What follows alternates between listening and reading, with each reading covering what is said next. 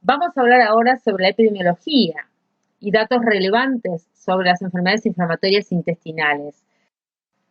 Si queremos conocer el impacto de la enfermedad, dado que estas afectan principalmente a individuos jóvenes, si queremos conocer los aspectos básicos de la etiopatogenia, hoy podemos decir que la etiología exacta de la enfermedad inflamatoria intestinal aún no ha sido identificada, pero se ha propuesto que individuos genéticamente susceptibles pueden desarrollar la enfermedad y hoy se atribuyen múltiples componentes que pueden desencadenar la enfermedad inflamatoria intestinal. Entre ellos son la susceptibilidad genética, las condiciones ambientales, los componentes dietéticos, la microbiota, el sistema inmune, y cada uno de estos componentes pueden tener una influencia muy importante, también la barrera anormal y esa función de barrera normal, el sistema inmune, y principalmente los factores ambientales y los genéticos producirían una respuesta inflamatoria descontrolada que puede llegar a desencadenar un daño tisular.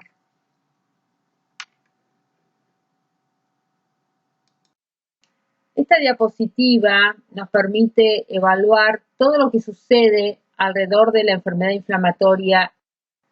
Este es un trabajo publicado de Kaplan que señala que los países recientemente industrializados han experimentado. ¿Puede la alimentación ser considerada un factor importante tanto en la etiología como en la progresión de la enfermedad? ¿Existen patrones dietarios que se asocian con incremento de riesgo de enfermedad inflamatoria? ¿Existen alimentos inflamatorios y antiinflamatorios? La dieta es considerada un factor importante tanto en la etiología como en la progresión de la enfermedad. Los nutrientes y metabolitos dietéticos específicos en combinación con factores genéticos afectan la microbiota intestinal y el riesgo de inflamación. Una dieta occidental caracterizada por el consumo de alimentos procesados ricos en grasas, particularmente ácidos grasos PUFA omega 6, provenientes específicamente de las carnes rojas, margarinas, cocción de ciertos aceites de maíz y girasol, y un elevado consumo de azúcares refinados inducen a la inflamación, disbiosis, incrementando la permeabilidad intestinal. El gluten, los aditivos, los emulsionantes y un bajo consumo de fibra y niveles bajos de vitamina D aumentan la tasa de incidencia de la enfermedad inflamatoria intestinal. Mientras que una dieta elevada en fibra dietética, especialmente proveniente de las frutas, se asocia con un menor riesgo de enfermedad de Crohn, pero no de colitis ulcerosa, y un alto consumo de vegetales se asoció con un menor riesgo de colitis ulcerosa. Una dieta rica en PUFA, omega 3 y baja en omega 6 está asociado con una disminución del riesgo de desarrollar tanto enfermedad de Crohn como colitis ulcerosa. Este es un trabajo realizado por el grupo de nutricionistas de la ECO, publicado en la revista del 2017, en el cual habla sobre los alimentos inflamatorios y antiinflamatorios y cuál es la respuesta que tiene el efecto inmunológico y también a través de la respuesta de la microbiota.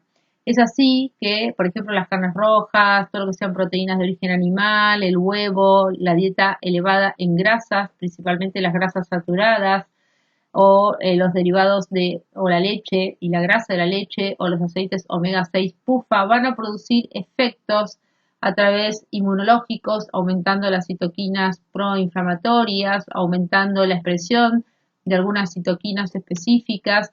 Y por otro lado tenemos los alimentos antiinflamatorios como son las crucíferas, algunos vegetales, también el pescado o la fibra soluble, o también la dieta mediterránea, en el cual va a tener otros efectos también inmunológicos que son protectores sobre la producción de mucus o de inmunoglobulina A, y también van a disminuir la respuesta de las citoquinas proinflamatorias y pueden llegar a disminuir también la inflamación. Y justamente estos son alimentos que muchas veces están contraindicados por tiempos muy prolongados y cuando hay que hacerlo en forma individual en cada paciente. Hoy por hoy a mí me llegan a la consulta pacientes que le han dado una dieta de brote y siguieron siempre con esa dieta y nunca incorporaron este tipo de alimentos que mencionábamos recién, que son antiinflamatorios.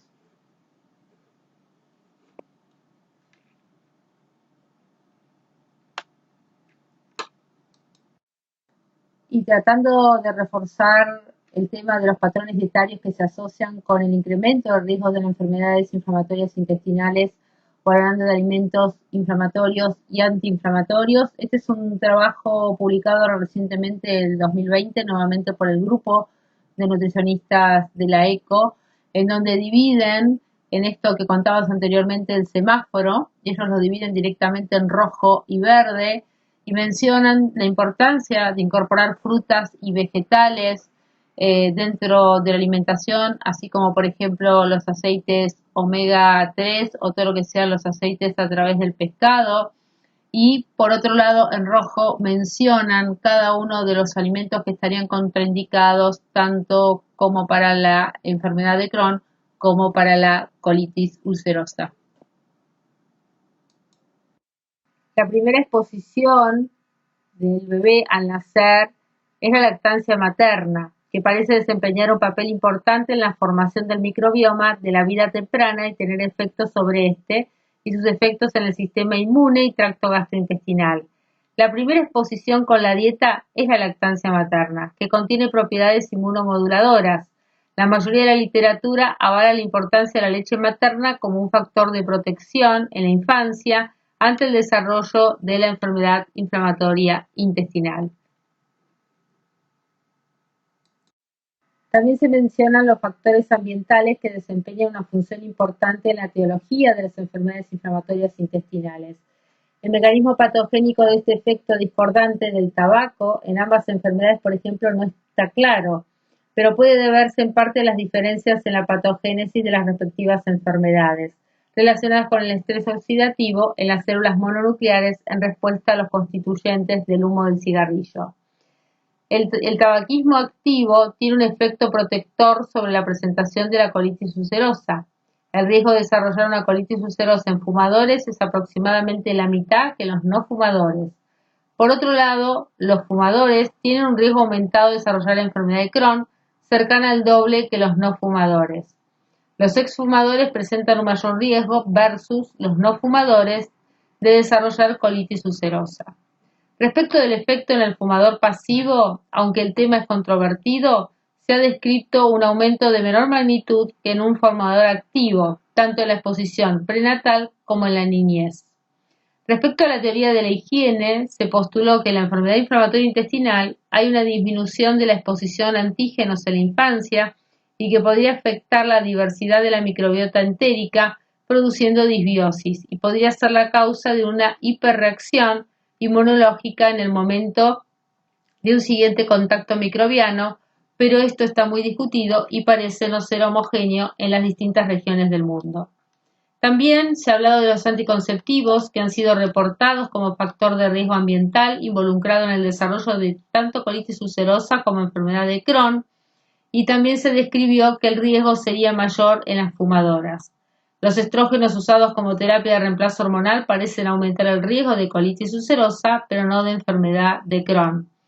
Los medicamentos antiinflamatorios no esteroideos, no selectivos, se han considerado portadores de un riesgo significativo de agravar la colitis ulcerosa, sin embargo, tal factor de riesgo y su verdadera magnitud hoy se discuten.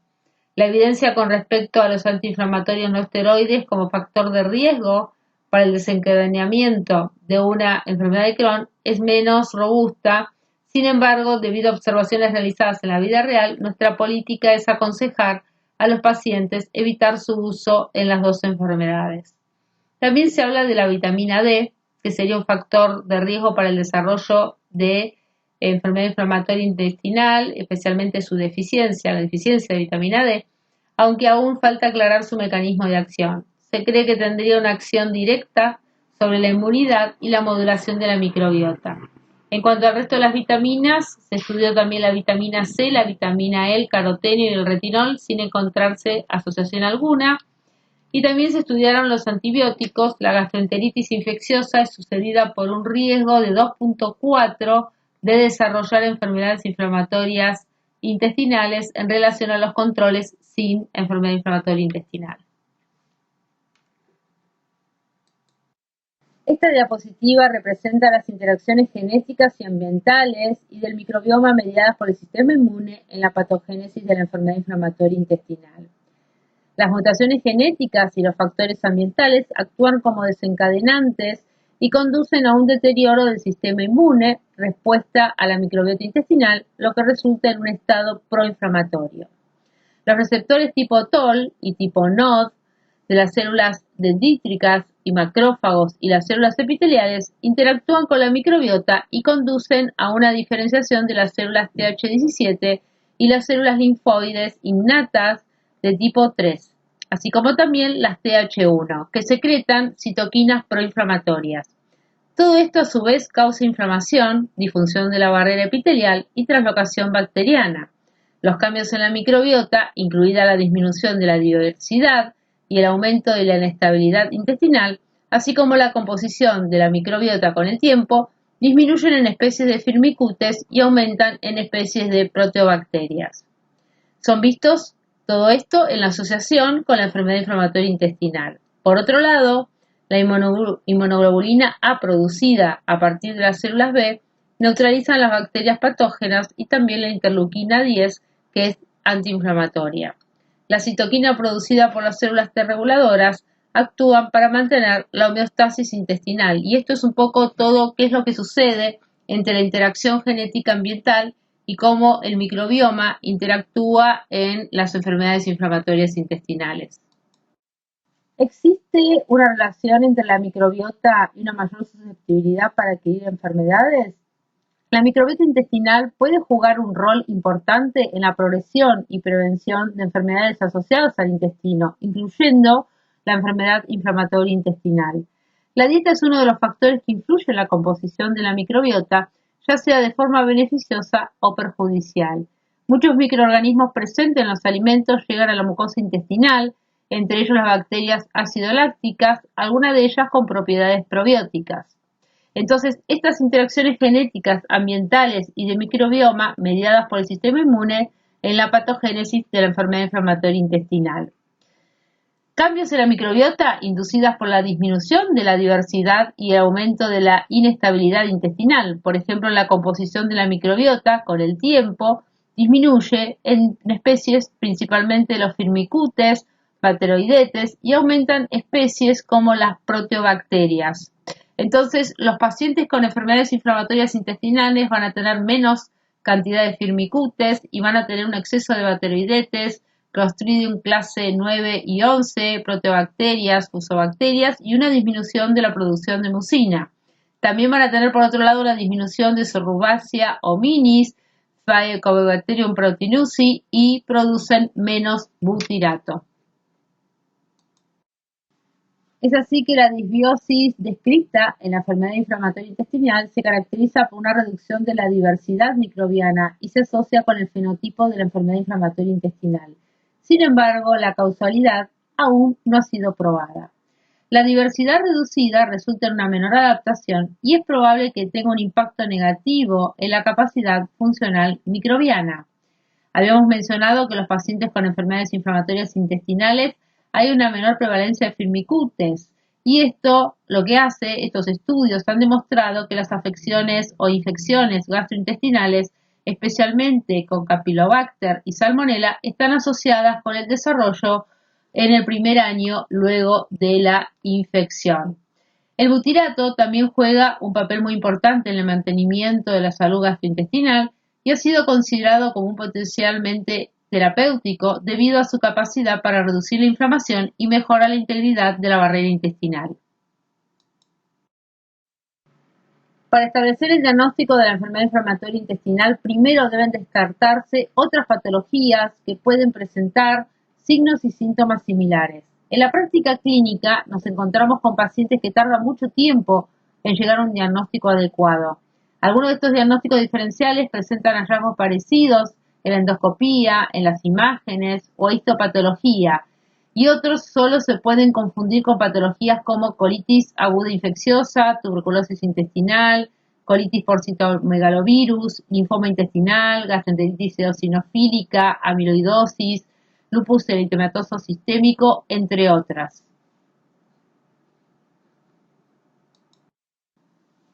Para diagnosticar la enfermedad inflamatoria intestinal se requiere de los criterios de Lennard-Jones, que consisten en criterios clínicos, radiológicos, endoscópicos y anatomopatológicos.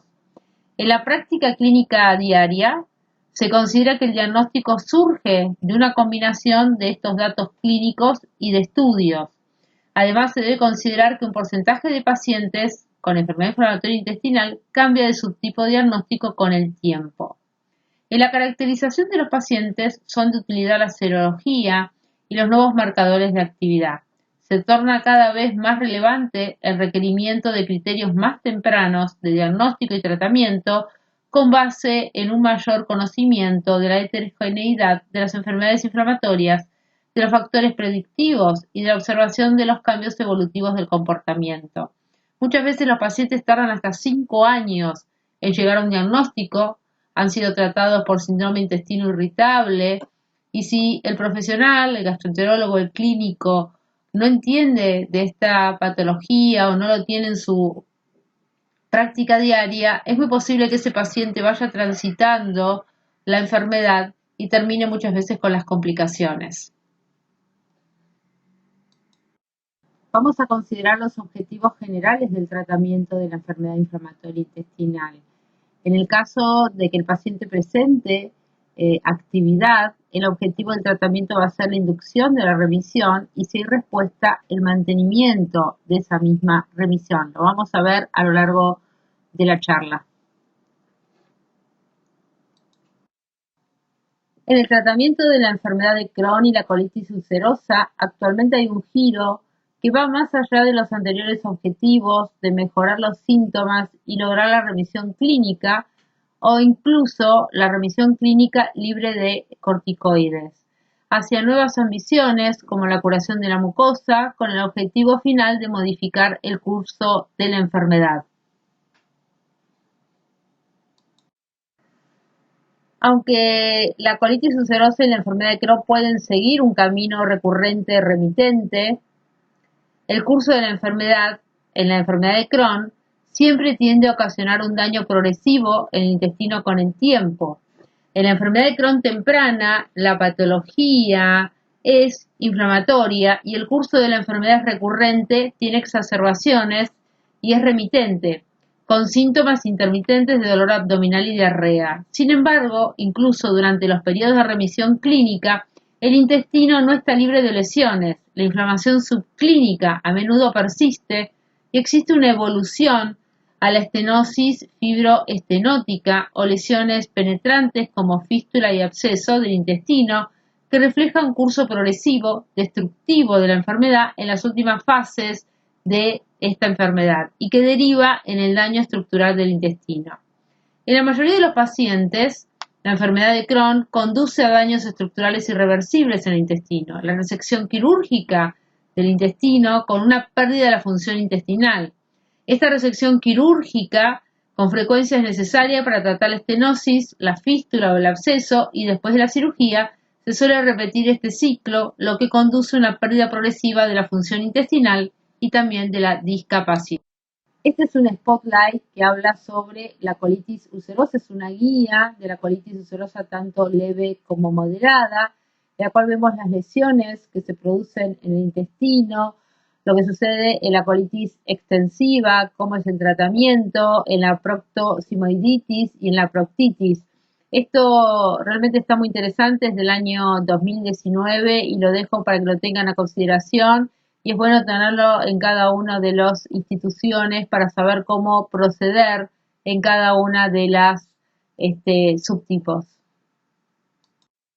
Y si queremos considerar las etapas del tratamiento, primero inducir la remisión biológica, el tight control, mantener la remisión, el treat to target, la remisión libre de esteroides, que generalmente están en la etapa de brote cuando el paciente necesita los corticoides por vía endovenosa, luego por vía oral y luego se van a ir disminuyendo paulatinamente. En general, cuando se van de alta, se van con el corticoide ingerido por vía oral y se va bajando paulatinamente hasta lograr la remisión libre de esteroides. Y cuando no se puede, bueno, ahí ya tenemos que ir y escalar a otro tipo de tratamiento. Los biomarcadores negativos, en este caso lo que se utiliza mucho es la calprotectina fecal, que es una proteína unida al calcio que constituye hasta más del 60% de la proteína que es resistente a la degradación bacteriana, por lo que su estabilidad en las heces la convierte en un marcador muy atractivo. Es muy aceptada por los pacientes por ser un estudio no invasivo y por la facilidad de la recolección de la muestra, que no requiere preparación. Tiene un valor predictivo positivo de un 85 al 90% para distinguir la enfermedad inflamatoria intestinal del síndrome de intestino irritable. Esta calprotectina fecal ha demostrado ser útil en el diagnóstico de la enfermedad inflamatoria intestinal, correlacionando con la actividad de la enfermedad de la mucosa y también demostrando ser un marcador alternativo confiable de la respuesta al tratamiento o recidiva de la lesión. Luego, evaluar la cicatrización de la mucosa y observar si hay daño estructural. Muy importante en todo esto, la calidad de vida, mejorarla, por supuesto, evitar o disminuir la hospitalización, evitar la cirugía y la revisión profunda sostenida. Todos estos forman parte de cada uno de los ítems tan importantes en el tratamiento de la patología. Vamos a hablar sobre las estrategias terapéuticas en los pacientes con enfermedades inflamatorias intestinales. ¿Qué dicen las guías sobre nutrición en enfermedades inflamatorias intestinales? Por un lado tenemos las publicadas por el grupo de nutricionistas de la ECO de diciembre de 2017. También tenemos las de ESPEN publicadas en diciembre de 2016 y también ahora las actualizadas de 2020. Y el grupo británico publicó en septiembre del 2019 las guías también muy recientemente. Lo importante, y siempre comento lo mismo respecto a las guías, es muy importante que nos sirven como parámetro para tomar algunas decisiones, pero cada una de estas guías, no solamente de enfermedades inflamatorias, sino para todas las patologías, hay que bajarlas a la actualidad real de cada país y de cada institución.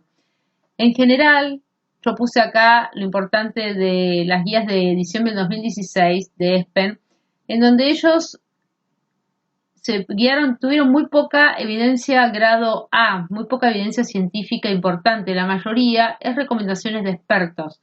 Sí, recomendaciones de expertos de gente que realmente trabaja y atiende pacientes con enfermedades inflamatorias, que tienen la práctica clínica y que es muy importante tenerlo en cuenta. Pero cuando vamos a la evidencia, ellos mismos lo dicen, tienen muy poca evidencia grado A. Tuvieron de 64 recomendaciones, tuvieron 9. Entonces, ahí lo que está mencionando es la poca evidencia científica. Vamos a hacer algunas preguntas que prácticamente lo pensamos en nuestra práctica clínica sobre. Y actualmente las guías de ESPEN del 2020, entre sus recomendaciones, sugieren que esta diapositiva nos permite comprender cómo funciona la interacción entre la mucosa, la genética, la dieta y el microbioma. Acá vemos cada uno de los factores y cada uno de los alimentos, cuáles van a ser los sustratos que van a producir. Y como contaba al inicio de la clase, muchas veces a estos pacientes se les restringe muchos alimentos que van a producir efectos benéficos. Los sustratos están asociados con la utilización de, por ejemplo, la celulosa, la hemicelulosa, los fructanos, la inulina y el FOS, que se encuentran en cada uno de los alimentos, de las frutas y de las verduras, así como las pectinas, los fructanos, la inulina, la hemicelulosa, los polisacáridos, por ejemplo los bifidobacterium que van a estar aportados a través de los oligosacáridos de la leche.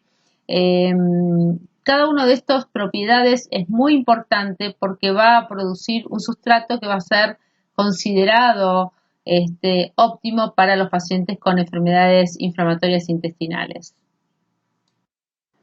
Con la finalidad de realizar una evaluación clínica, en la práctica diaria se administran los recursos y se toman decisiones en torno a los procesos de atención médica con la finalidad de otorgar los mayores beneficios posibles a los pacientes, especialmente en los pacientes con enfermedades inflamatorias intestinales. Si queremos considerar un abecedario, en el A podemos considerar los parámetros antropométricos, en el B los bioquímicos, en el C la evaluación clínica, en el D la evaluación dietética y en el E los factores ambientales que influyen en los pacientes con enfermedades inflamatorias intestinales. Para ello es importante aplicar el proceso de atención nutricional a través de la evaluación, a través del diagnóstico nutricional, la intervención y el monitoreo y evaluación de los resultados. Los objetivos del tratamiento nutricional son mejorar y mantener el bienestar general del paciente, optimizar la calidad de vida visto desde la perspectiva del paciente, tratar la enfermedad aguda, eliminar los síntomas y minimizar los efectos colaterales y adversos a largo plazo, reducir la inflamación intestinal y, si es posible, cicatrizar la mucosa, mantener las remisiones libres de corticoides, evitar las complicaciones, hospitalizaciones y cirugías por complicaciones y mantener un adecuado estado nutricional. Esta presentación de la ECO son las guías de práctica clínica en donde mencionan una de las causas de la malnutrición son las deficiencias de micronutrientes y minerales. Respecto a los micronutrientes, sabemos que existen deficiencias y se deben evaluar en pacientes con enfermedades inflamatorias y corregirlos. Es importante tener en cuenta que muchos valores séricos o marcadores son reactantes de la fase aguda y sus valores séricos aumentan o disminuyen como parte de la respuesta inflamatoria. Es así como el hierro, en el caso de la anemia, es considerada la manifestación extraintestinal más frecuente de la enfermedad inflamatoria intestinal. Por lo general complica el curso tanto de la colitis ulcerosa como de la enfermedad de Crohn, y las tasas de prevalencia de la anemia en la enfermedad inflamatoria varían aproximadamente de 6 a 74%. La anemia se reporta con mayor frecuencia en pacientes hospitalizados con enfermedad de Crohn que en colitis ulcerosa, y se recomienda la suplementación con hierro en los pacientes con enfermedades inflamatorias cuando está presente la anemia por deficiencia. El objetivo de la suplementación es normalizar los niveles de hemoglobina y los depósitos de hierro. Según las guías actuales ESPEN del 2020, el hierro oral es la primera línea de tratamiento en pacientes con anemia leve, cuya enfermedad es clínicamente inactiva y que no hayan tenido previamente intolerancia al hierro oral. El hierro intravenoso es la primera línea de tratamiento en pacientes con enfermedades inflamatorias activas, con previa intolerancia al hierro oral o con hemoglobina por debajo de los 100 gramos por litro, y en pacientes que necesiten agentes estimuladores de la eritropoyesis. En cuanto al calcio y a la vitamina D, los pacientes con enfermedades inflamatorias activas que reciben tratamientos con corticoides, el calcio sérico y la 25 vitamina D deben ser monitoreados y suplementados cuando se requiera para prevenir la baja mineralización ósea. La osteopenia y la osteoporosis a menudo se ven en pacientes con enfermedad de Crohn. Los pacientes adultos tienen un 60-70% mayor de riesgo de incidencia de fracturas vertebrales y de cadera en comparación con los controles sanos. La osteopenia y la osteoporosis se deben manejar de acuerdo a las guías actuales de osteoporosis y se recomienda evaluar la vitamina D y asegurar siempre un adecuado aporte de calcio y de vitamina D, especialmente en pacientes tratados con corticoides. El uso limitado de corticoides ayuda a prevenir la baja mineralización ósea.